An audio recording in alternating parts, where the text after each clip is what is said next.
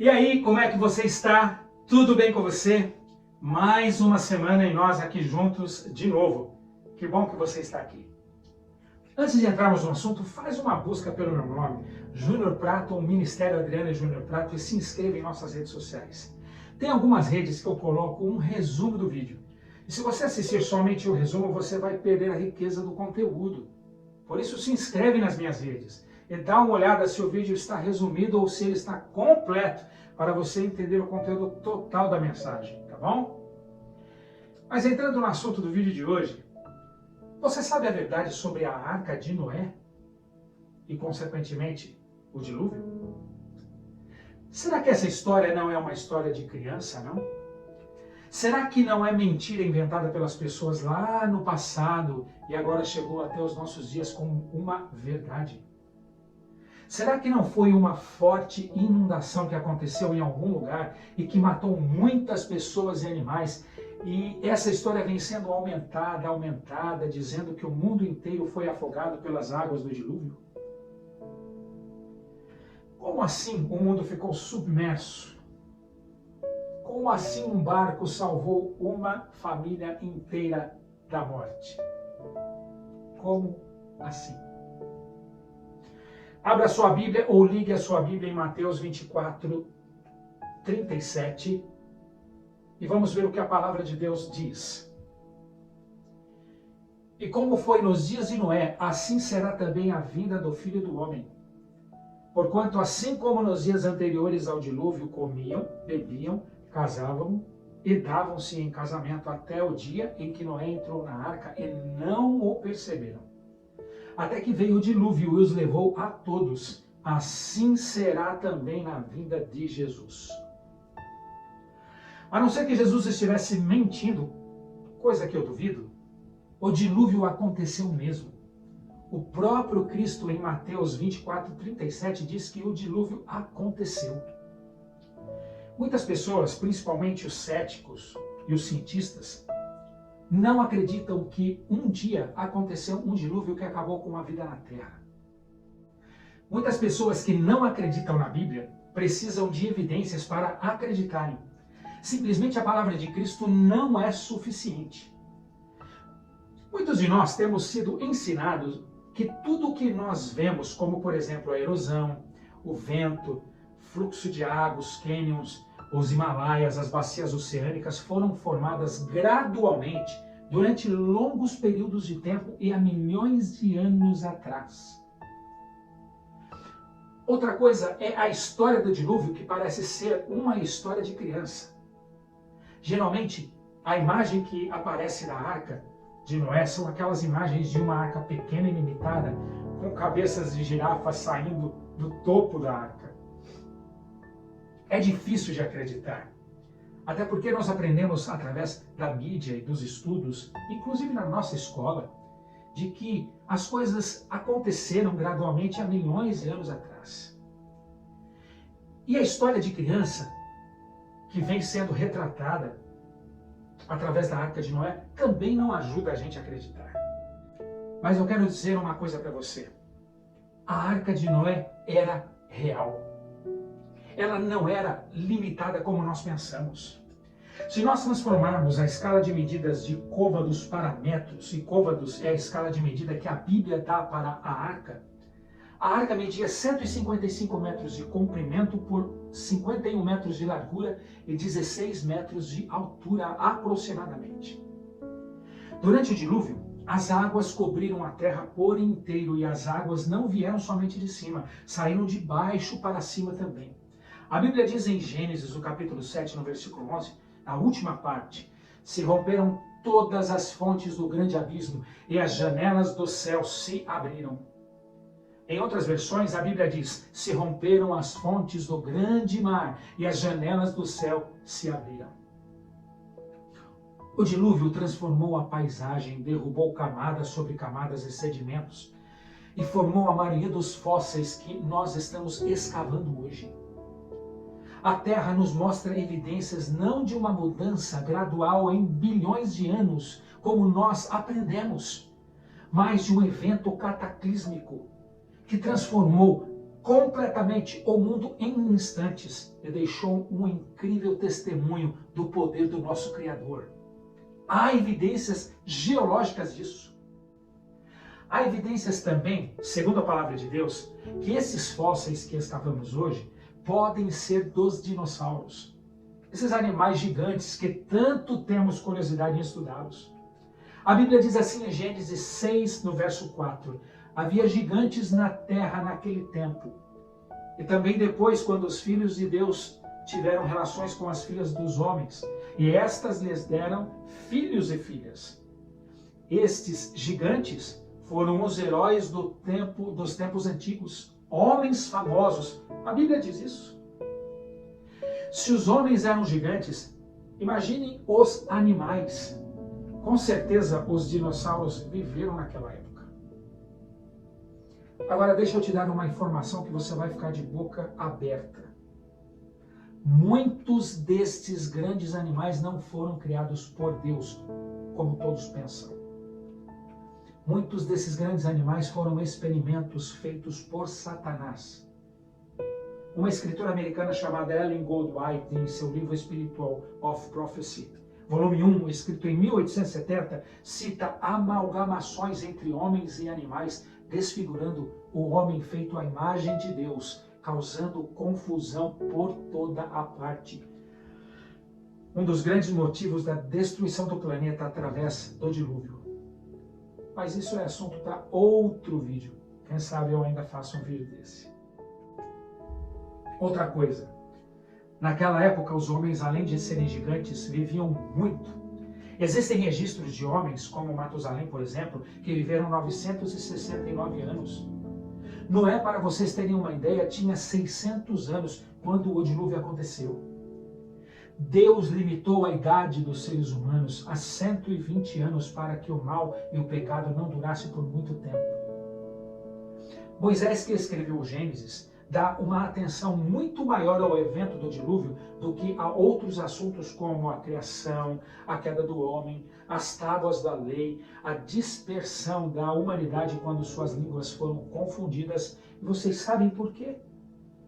Por causa da grande importância histórica e teológica que este evento teria quando comparado com a volta de Cristo. A revelação especial concedida a Noé sobre a arca um século antes do dilúvio mostra que o acontecimento não foi uma catástrofe natural. Agora, se o dilúvio tivesse sido local ou regional, como alguns acreditam, não seria loucura gastar 120 anos preparando uma arca suficientemente grande para carregar animais do mundo inteiro. Outra informação: todas as espécies criadas por Deus foram preservadas na arca. E por que o dilúvio aconteceu? Naquela época, além das amalgamações de Satanás, que criou seres estranhos, os homens se tornaram também homens maus, a tal ponto de aborrecer o Senhor e encher a taça de sua misericórdia. Imaginem você todo tipo de pecado. Esses homens cometiam corrupção, roubo, assassinatos, adultérios, prostituição, falta de amor, sodomia, sexo de todos os tipos. Eles eram violentos, amantes de si mesmo, desobedientes aos pais, etc, etc, etc. Deus ficou tão chateado, tão triste com o momento da maldade e viu que os homens somente iriam piorar. Mesmo o Senhor se fazendo presente no meio deles, que Deus não teve outra alternativa a não ser destruir a humanidade. Mas como sempre, Deus dá à raça caída uma alternativa de salvação. Se converter dos seus maus caminhos e entrar na arca com Noé e sua família. Noé pregou 120 anos suplicando que eles se arrependessem. Mas ninguém deu ouvidos à voz de Deus através da pregação de Noé. Agora, por que Cristo falou em Mateus 24:37 que os homens, antes de sua volta, agiriam iguaizinhos aos homens do tempo de Noé? Muita gente acha que eles seriam iguais por causa da maldade do pecado. Mas não é isso não.